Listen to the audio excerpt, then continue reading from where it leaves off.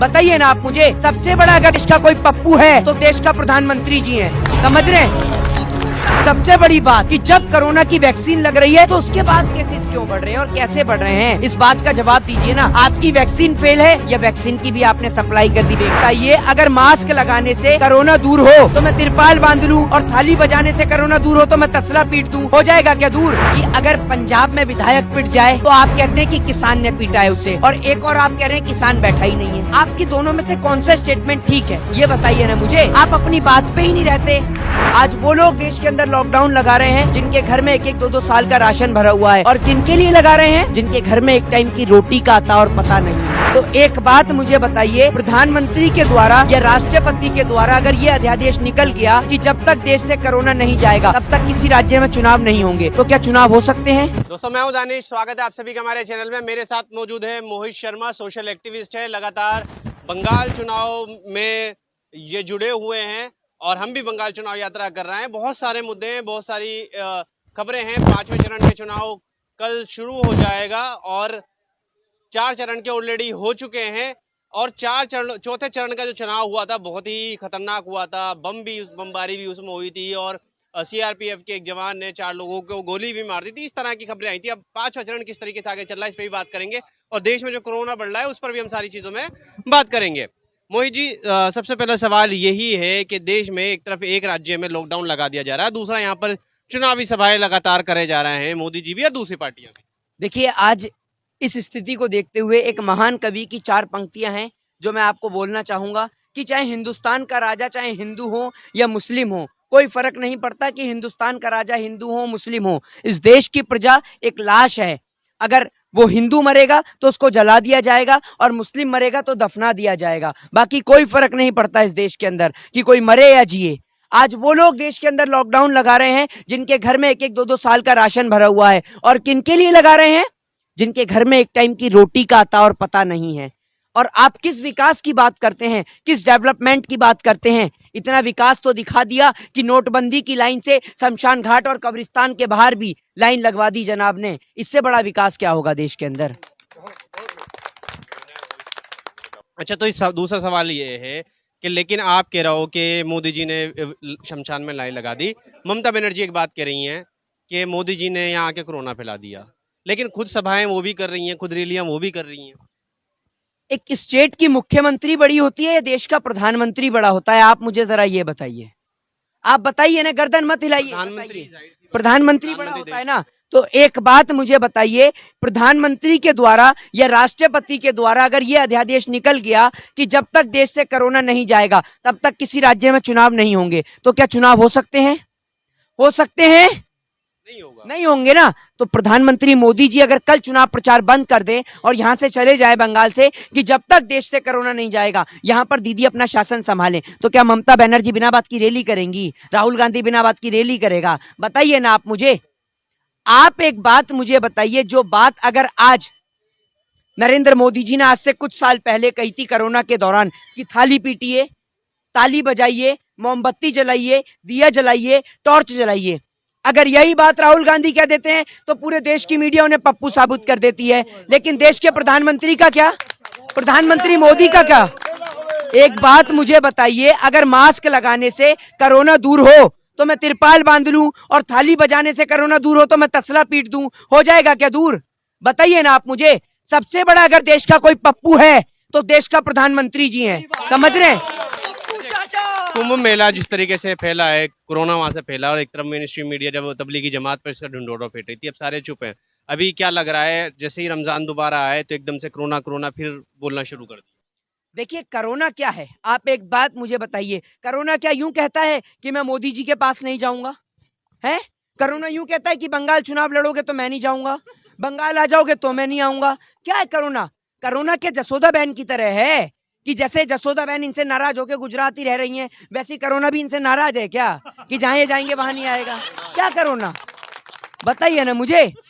प्रधानमंत्री मोदी जी को आपने मास्क लगाते हुए देखा बंगाल की एक भी रैली में?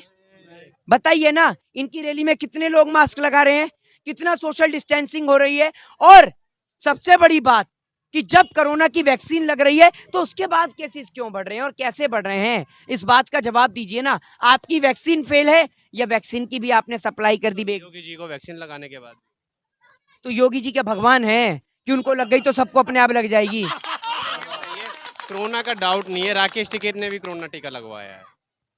तो आप लगवाइए, आपको मना कर रहा है किसी ने? आप क्यों नहीं लगवाते हैं? आपको मना कर रहा है कोई लगवाने से?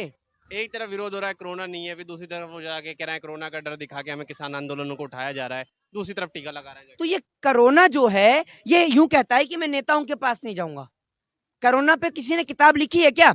या कोई नोटिस जारी हुआ हो कोर्ट के जरिए, किसी के जरिए, कि कोरोना जो है वो बीजेपी के नेताओं के पास नहीं जाएगा, जहां मोदी जी है वहां कोरोना नहीं जाएगा? क्यों नहीं जाता भाई इनके पास? क्या है इनके पास? कोई जड़ी बूटी है या वो 2.25 आंख वाला बाबा रामदेव जो काना दवाई बेच रहा है उसकी कोई दवा है?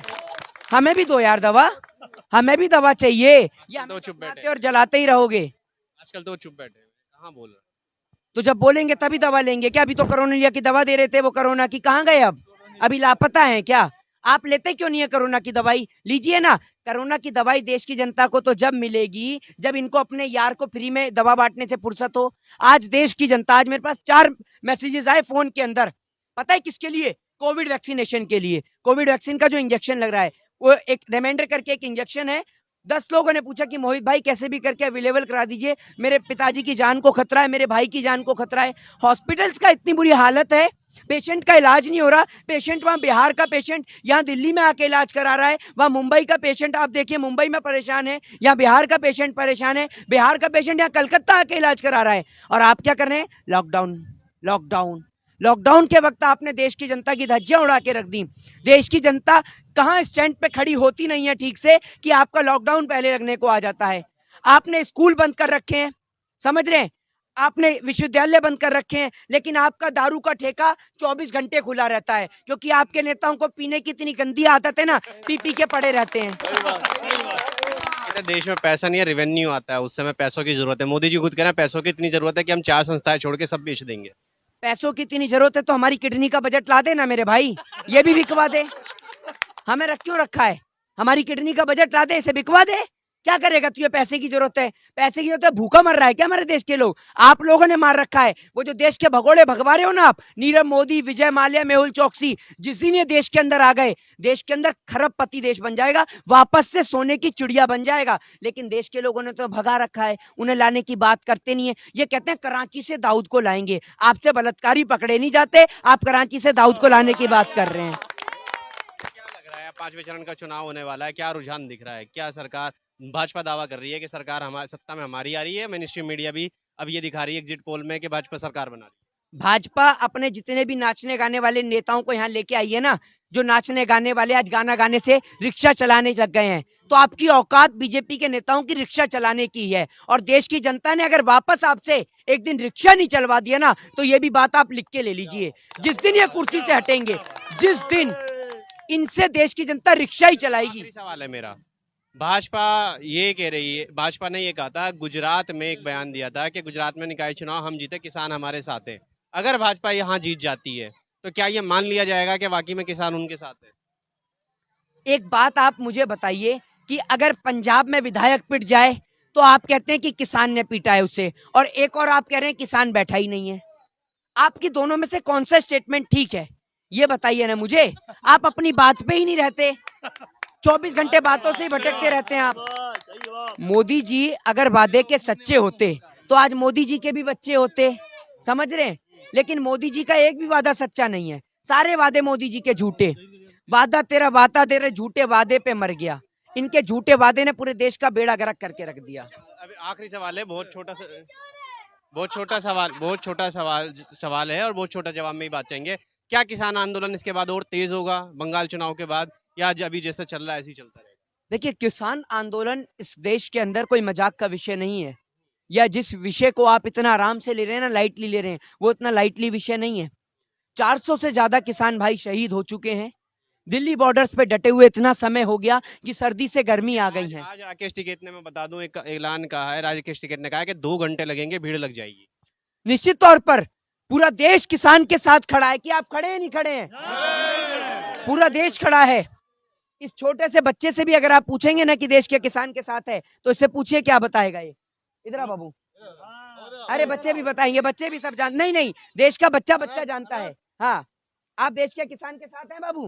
हाँ हैं? हाँ किसान कहाँ पे बैठा हुआ है? दिल्ली में बैठा दिल्ली हुआ है। कहाँ में। बैठा है? दिल्ली तो आप उसके साथ हैं या नहीं है? है। आज इस देश का बच्चा बच्चा देश के किसान के साथ में है, समझ रहे हैं? क्योंकि आपने आज उस पिता से, उस बेटे से, उस पिता का साया छीन लिया है। क्योंकि किसान आंदोलन में जो 400 से ज्यादा लोग शहीद हुए हैं ना, उन शहादत का जिम्मेदार इस देश की सरकार है।